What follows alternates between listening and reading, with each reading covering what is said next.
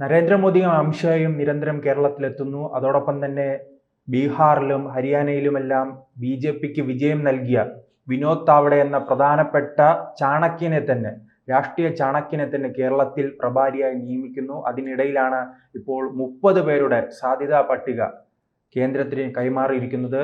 അപ്പോൾ സ്ഥാനാർത്ഥി പ്രഖ്യാപനം നേരത്തെ ഉണ്ടാകും, നേരത്തെ ഒരുങ്ങുകയാണ് ബി.ജെ.പി. ഇതിന്റെ എന്തെങ്കിലും നേട്ടം വരുന്ന നിയമസഭാ തെരഞ്ഞെടുപ്പിൽ ഉണ്ടാകുമോ? തീർച്ചയായിട്ടും ഉണ്ടാകും. കാരണം തിരുവനന്തപുരം കോർപ്പറേഷനിലെ ഈ ഒരു നിലപാട് ആണ് എടുത്തതുകൊണ്ട് നേരത്തെ സമയങ്ങൾ കിട്ടി പ്രവർത്തിക്കുവാൻ. അതുകൊണ്ട് ഇന്നലെ ഭാരതീയ ജനതാ പാർട്ടിയുടെ തിരഞ്ഞെടുപ്പ് കോറും കേന്ദ്ര പ്രഭാരിയായിട്ടുള്ള താവഡയും വന്ന് സംസാരിച്ചതിൻ്റെ അടിസ്ഥാനത്തിൽ ആദ്യ എ ക്ലാസ് മണ്ഡലങ്ങളിലുള്ള ലിസ്റ്റ് തയ്യാറാക്കുവാൻ കേന്ദ്രം കേരളത്തോട് ആവശ്യപ്പെട്ടു, ചന്ദ്രശേഖർ സാറിനോട്.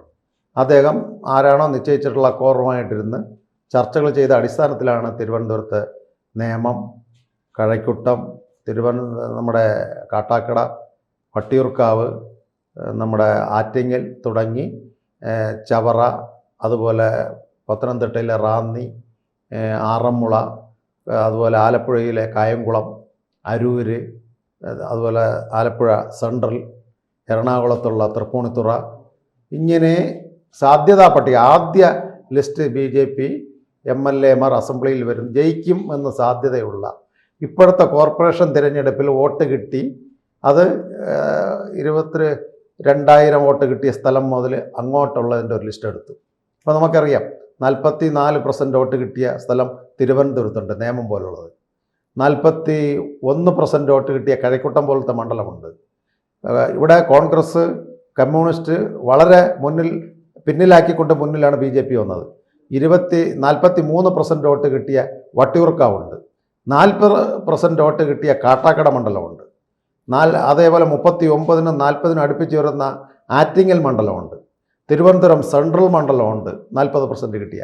അപ്പോൾ ഇത്തരത്തിൽ വിജയസാധ്യതയുള്ള നേതാക്കളെ രണ്ടുപേരുടെ, ഒരാൾ നിശ്ചയിച്ചിട്ടുണ്ടെങ്കിൽ തന്നെയും 2 പേരുടെ സ്ഥാനാർത്ഥി പട്ടിക കേന്ദ്ര തിരഞ്ഞെടുപ്പ് സമിതിക്ക് കൊടുക്കുകയും അവർ സാധ്യതയുള്ള ആദ്യത്തെ ഓരോരുത്തരുടെ ലിസ്റ്റ് ഉടനടി 2-3 ദിവസത്തിനകത്ത് പ്രഖ്യാപിച്ചാൽ നേതാക്കൾക്ക് മണ്ഡലങ്ങളിൽ പര്യടനങ്ങൾ തുടങ്ങാം. ആദ്യമുള്ള വീടുകൾ കയറിയുള്ളതും ജംഗ്ഷൻ കവർ ചെയ്ത് തൊഴുന്നതും ബാക്കിയുള്ള പ്രാഥമിക പരിപാടികളും ഇലക്ഷൻ ഡിക്ലെയർ ചെയ്തതിന് ശേഷം സ്ഥാനാർത്ഥിയുടെ ആ മണ്ഡലത്തിൻ്റെ പേരെഴുതിയാൽ മതി. ബാക്കി താമര വരച്ച് നമ്മുടെ സ്ഥാനാർത്ഥി എന്നുള്ള ബാക്കി പ്രാരംഭ നടപടികൾ അടിസ്ഥാനപരമായിട്ടുള്ളത് ചെയ്യുവാൻ കോർപ്പറേഷൻ തിരഞ്ഞെടുപ്പ് മാതൃകയാണ്. അതുകൊണ്ടാണ് 30 അംഗ മണ്ഡലങ്ങളുടെ സ്ഥാനാർത്ഥി പട്ടികയുമായിട്ട് ഡൽഹിയിൽ ബഹുമാനപ്പെട്ട ചന്ദ്രശേഖർ പോയിട്ടുള്ളത്. എന്തുകൊണ്ടും തിരുവനന്തപുരത്തെ സംബന്ധിച്ചിടത്തോളം ഈ കോർപ്പറേഷനിലും പഞ്ചായത്തിൻ്റെയും വോട്ട് കണക്കുകൾ നോക്കിയാൽ 5 അസംബ്ലി മണ്ഡലങ്ങൾ തലസ്ഥാനത്ത് ബി.ജെ.പിക്ക് കിട്ടും. ഇത്തവണ മുന്നേറ്റം ഉണ്ടാക്കാൻ കഴിയുമോ? കാരണം തെക്കൻ കേരളം, അതോടൊപ്പം തന്നെ ഹൈന്ദവ വോട്ടുകൾ പ്രധാനമായി ലക്ഷ്യമിട്ട് പ്രവർത്തിക്കുന്നത് കമ്മ്യൂണിസ്റ്റ് പാർട്ടിയാണ്. അവർക്ക് കേഡർ സ്വഭാവമുണ്ട്, വോട്ട് പിടിക്കാനുള്ള കഴിവുണ്ട്, ഭരിക്കുകയാണ്, ഭരണ സംവിധാനം ഉൾപ്പെടെയുണ്ട്. അയ്യപ്പ സംഗമം തുടങ്ങി പല ഏറ്റവും അവസാനത കോടതിയിൽ, സുപ്രീം കോടതിയിൽ തന്നെ അവർ ശബരിമലയ്ക്ക് അനുകൂലമായ സത്യവാങ്മൂലം നൽകാൻ പോവുകയാണ്. ആ സാഹചര്യത്തിൽ കേരള രാഷ്ട്രീയത്തിൽ ബി.ജെ.പിക്ക് എന്തെങ്കിലും ഒരു പച്ച തൊടാൻ കഴിയുമോ? തീർച്ചയായിട്ടും പച്ച തൊടാൻ കഴിയും. അതിനൊരു ഉദാഹരണമാണ് തിരുവനന്തപുരത്ത് മേയർ കിട്ടിയിട്ടുള്ളത്. കാരണം ബി.ജെ.പി വലിയ പ്രതീക്ഷ ഉണ്ടായിരുന്നതല്ല, അധികാരം വരും എന്നുള്ള ഒരു ഇതേ ഉണ്ടായിരുന്നുള്ളൂ. ഭൂരിപക്ഷം കിട്ടി വരുമെന്ന് ഒരു ഉറപ്പില്ലായിരുന്നു. ഹൈന്ദവ വോട്ടുകളാണല്ലോ പ്രധാനമായി ബി.ജെ.പിക്ക് ലഭിക്കുന്നത്. ആ വോട്ടുകളിലേക്കാണ് ബി.ജെ.പി ഇപ്പം ഹൈന്ദവ വോട്ട്, ക്രിസ്ത്യൻ വോട്ട്, മുസ്ലിം വോട്ടേക്കാൾ വികസനത്തിനുള്ള വോട്ട് എന്നുള്ള ബി.ജെ.പിയേക്കാൾ ഇപ്പോൾ ജമാഅത്തെ ഇസ്ലാമി എതിർക്കുന്ന കമ്മ്യൂണിസ്റ്റ് പാർട്ടിയാണ്. ആ രീതിയിലേക്ക് കേരള രാഷ്ട്രീയം മാറിയിരിക്കുകയാണ്. അതാണ് ബി.ജെ.പിയുടെ സംസ്ഥാന പ്രസിഡന്റ് പറയുന്നത്, ഇവിടെ മതം അല്ല. അതേസമയം മുസ്ലിം ലീഗ് പറയുന്നത് ഇവിടെ മതമാണ് പ്രശ്നം. അതാണ് UDF വിത്ത് difference Bharatiya Janata party, LDF വിത്ത് ഡിഫറൻസ് ഭാരതീയ ജനതാ പാർട്ടി. കേരളത്തിൻ്റെ വികസനമാണ്. അവിടെ മുസ്ലിങ്ങളുടെ വോട്ട് ബി.ജെ.പിക്ക് വേണം, നല്ലവരായ മുസ്ലിം ലീഗിൻ്റെ വോട്ട് വേണ്ട. മുസ്ലിങ്ങളുടെ വോട്ട് ബി.ജെ.പിക്ക് വേണം, ജമാഅത്തിൻ്റെ വോട്ട് വേണ്ട, മുസ്ലിം സഹോദരങ്ങളുടെ വോട്ട് ബി.ജെ.പിക്ക് വേണം. അതാണ് ചന്ദ്രശേഖർ പറഞ്ഞത്, ഇവിടെ മതമല്ല പ്രശ്നം, കേരളത്തിൻ്റെ വികസനമാണ്. മാറാത്തത് മാറും. പുതിയൊരു കേരളം അവർ യാത്രകൾ ചെയ്യുന്നു, അവർ വരുന്നു. മുമ്പ് 12 വർഷത്തിന് മുമ്പേ നരേന്ദ്രമോദിജി പാർലമെൻറ്റിൽ എങ്ങനെയാണോ വന്നത് ആ രീതിയിലുള്ള വരവിനാണ് BJP കേരളത്തിൽ ശ്രമിക്കുന്നത്. ഇവിടെ ഒരു ഹൈന്ദവ വോട്ടിൻ്റെ പ്രകോപനങ്ങൾക്ക് വേണ്ടിയുള്ള പ്രസംഗങ്ങളോ പരിപാടികളോ മുസ്ലിങ്ങളെ പ്രകോപിക്കുന്ന രീതിയിലുള്ളതോ ക്രിസ്ത്യൻ സഹോദരങ്ങളോ എല്ലാവരെയും ഒറ്റക്കൂട്ട് ഭാരതം, ഈ ഭാരതാംബ ലോകത്തിൽ ഉന്നതിയിൽ വരണം, ഭാരത രാജ്യം വളരെ നെറുകയിൽ വരണം, അതിനുവേണ്ടി കേരളത്തിലുള്ള നാനാജാതി മതസ്ഥരുടെ വോട്ട് കരസ്ഥമാക്കിക്കൊണ്ട് ഇതുവരെയും കരണ്ടിരുന്ന കേരളത്തെ രക്ഷപ്പെടുത്തുവാൻ കേന്ദ്രത്തിൽ BJPയും കേരളത്തിൽ BJPയുമാണ് എങ്കിൽ ഒത്തിരി വികസന സാധ്യതകൾ വരും. ഇവിടെ ഫെഡറൽ സംവിധാനമെന്ന് മുഖ്യമന്ത്രി പറയുന്നുണ്ട്. അപ്പോൾ ഇവിടുത്തെ എന്തെങ്കിലും ഒരു കാര്യം കേന്ദ്രത്തിൽ കൊടുക്കുകയാണെങ്കിൽ ആ ലിസ്റ്റ് ഉടനെ പ്രോജക്റ്റുകൾ നന്നാവണം. കേന്ദ്രത്തിന് ഉദാഹരണത്തിന് നമുക്കിപ്പോൾ അറിയാമല്ലോ, 600 കോടി രൂപയുടെ നമ്മുടെ ഉജ്ജൽ യോജന പദ്ധതി, നമ്മുടെ കുടിവെള്ള പദ്ധതിക്ക് വേണ്ടി ആവശ്യപ്പെട്ടിട്ട് സംസ്ഥാന സർക്കാർ മുഖം തിരിഞ്ഞ് നിൽക്കുന്നു. ജനങ്ങൾ അസംബ്ലി തിരഞ്ഞെടുപ്പ് വരുന്ന മനസ്സിലാവും ഇത് കേന്ദ്ര ഗവൺമെൻറ് പദ്ധതിയാണെന്നുള്ളതുകൊണ്ട് വോട്ട് മാറും. അതുകൊണ്ട് ഇവർ നടപ്പിലാക്കിയില്ല. പക്ഷേ BJP ഗവൺമെൻറ്റോ BJP മുന്നണിയുടെ NDA ഗവൺമെൻറ്റോ സംസ്ഥാനത്തായിരുന്നുവെങ്കിൽ ആ പദ്ധതി കേരളത്തിൽ നടപ്പിലായേനെ. അതുപോലെ PM ശ്രീ പദ്ധതി, കുഞ്ഞുങ്ങൾക്ക് കിട്ടുന്ന ലംസം ഗ്രാൻറ്റും പഠന പദ്ധതികളും ഇവിടെ നടപ്പിലാവാത്ത കേസെന്താ? ഇവിടെ ഫെഡറൽ സംവിധാനത്തിൽ കമ്മ്യൂണിസ്റ്റ് ഗവൺമെൻറ്, ഇടതുപക്ഷ LDF ഗവൺമെൻറ് അവർ നടപ്പിലാക്കിയാൽ ഇത് പേരെ പ്രൈം മിനിസ്റ്റർ പദ്ധതിയാണ്. അത് രക്ഷിതാക്കൾക്കറിയാം. PM ശ്രീ പദ്ധതി കൊണ്ടുവന്ന് 3000 രൂപ അവർക്ക് സ്കോളർഷിപ്പ് കിട്ടുകയും കുട്ടികളുടെ വളർച്ചയ്ക്ക് വേണ്ടിയും സ്കിൽ ഡെവലപ്മെൻറ്റിന് വേണ്ടി പദ്ധതികൾ വന്നാൽ സംസ്ഥാന സർക്കാർ ഒന്നുമല്ല, പദ്ധതി കേന്ദ്ര ഗവൺമെൻറ്റിൻ്റെ. പക്ഷേ BJP ഗവൺമെൻറ് ആയിരുന്നെങ്കിൽ ഗുജറാത്തിൽ നടപ്പിലാക്കിയ പോലെ, രാജസ്ഥാനിൽ നടപ്പിലാക്കിയതുപോലെ, ഉത്തർപ്രദേശിൽ നടപ്പിലാക്കുന്ന പോലെ കേരളത്തിൽ നടപ്പിലാക്കാൻ കഴിയും. ഇത് തൊട്ടടുത്ത കർണാടക ഗവൺമെൻറ് നടപ്പിലാക്കിയല്ലോ, സിദ്ധാരാമയ്യാണല്ലോ അവിടെ നടപ്പിലാക്കി.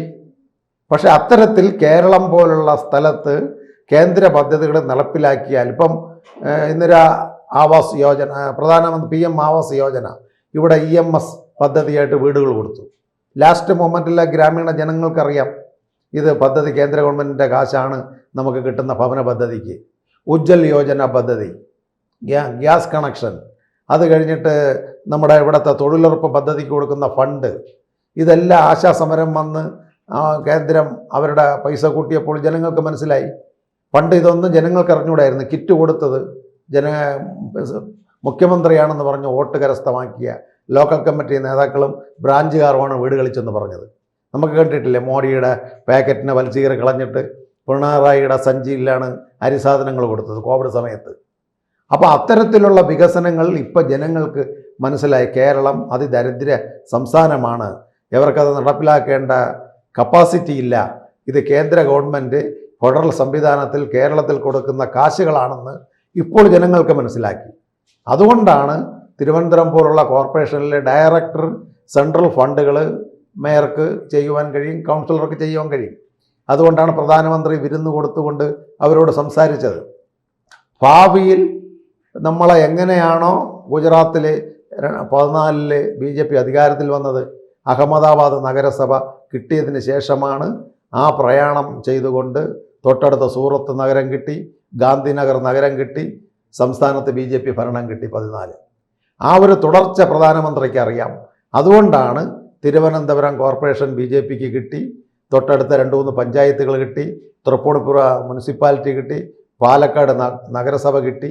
അപ്പോൾ ഇവരെ എല്ലാം വിളിച്ച് വരുന്ന തിരഞ്ഞെടുപ്പിൽ വികസന സാധ്യതകളെക്കുറിച്ച് ഒരു പ്രധാനമന്ത്രി ആലോചിച്ച് നോക്കണം. ഇന്ത്യയുടെ ഒരു പ്രധാനമന്ത്രി കേരളത്തിലെ ഗ്രാമതലത്തിലുള്ള ഭരണസമിതി അംഗങ്ങളെ വിളിച്ച് 6 മണിക്കൂർ സ്പെൻഡ് ചെയ്യുക എന്ന് പറഞ്ഞ പ്രധാനമന്ത്രിക്ക് വേറെ ജോലിയില്ലേ? അപ്പോൾ കേരളത്തോട് പ്രധാനമന്ത്രിക്ക് ഉള്ള കേരളം നന്നാവണം. കേരളത്തിലൊരു 22 MLA കിട്ടുകയാണെങ്കിൽ BJP പ്രതീക്ഷിക്കുന്ന ഒരു NDA ഗവൺമെൻറ് കേരളത്തിൽ വരും. അപ്പോൾ ഇവിടുത്തെ ചുവപ്പ് നാടയിൽ കുടുങ്ങിക്കിടക്കുകയില്ല, ആവശ്യം അങ്ങോട്ട് ചോദിക്കും. ഇപ്പോൾ ശബരിഗിരി പാത അശ്വിനി വൈഷ്ണവ് പറഞ്ഞിരിക്കുന്നു. നമ്മുടെ MP ചോദ്യങ്ങൾ ചോദിച്ചപ്പോൾ അടൂർ പ്രകാശ് അദ്ദേഹത്തിനോട് പറഞ്ഞു, നമ്മൾ ആവശ്യപ്പെട്ടു, പദ്ധതി രേഖ അവർ തന്നിട്ടില്ല. കൊല്ലത്ത് ESI ഹോസ്പിറ്റലിന് വേണ്ടി 600 കോടി രൂപ കേന്ദ്രത്തിലെ നദ്ദാജി കേരള ആരോഗ്യമന്ത്രി വീണ ജോർജിനോട് ആവശ്യപ്പെട്ടു. ഇവിടുന്ന് ഒരു ലെറ്റർ ആവശ്യപ്പെട്ടുകൊണ്ട് റിക്വസ്റ്റ് ലെറ്റർ കൊടുത്തിട്ടില്ല. അവസാനം പത്രക്കാരോട് വീണ ജോർജ് മന്ത്രി, ബഹുമാനപ്പെട്ട മന്ത്രി സോറി പറഞ്ഞു. അത് കഴിഞ്ഞിട്ട് കൊല്ലത്തെ മെയിൻ ഡെവലപ്മെൻറ്റ് എം.കെ. പ്രേമചന്ദ്രനല്ലേ പറഞ്ഞത്, ചരിത്രത്തിലില്ലാത്ത വികസനത്തിന്, റെയിൽവേയുടെ വികസനത്തിന് തിരുവനന്തപുരത്ത് കൊല്ലത്ത് ഫണ്ട് തന്നത് റെയിൽവേ വകുപ്പ് മന്ത്രി അശ്വിനി വൈഷ്ണവാണ് 2 ബഡ്ജറ്റ് കൊണ്ടൊന്ന്. BJPയുടെ MP അല്ലല്ലോ, ഇന്ത്യ മുന്നണി നേതാവല്ലേ. അപ്പോൾ അത്തരത്തിൽ വികസനം പ്രതിപക്ഷമെന്നോ ഭരണപക്ഷമെന്നോ കോൺഗ്രസ് എന്നോ കമ്മ്യൂണിസ്റ്റ് എന്നോ BJP നോക്കാറില്ല. നരേന്ദ്രമോദിക്ക് എല്ലാ രാജ്യത്തെ ജനങ്ങളും തുല്യരാണ്. അതിൻ്റെ ഫണ്ട് ഇവിടെ കൊടുക്കുമ്പോൾ ഇവിടുത്തെ ഭരണകർത്താക്കൾ അത് വിനിയോഗിക്കുന്നില്ല. കൂടുതൽ വാർത്തകളും വിശേഷങ്ങളും നിങ്ങളിലേക്ക് എത്താൻ ABC മലയാളം സബ്സ്ക്രൈബ് ചെയ്യുക, ബെൽ ബട്ടണും അമർത്തുക.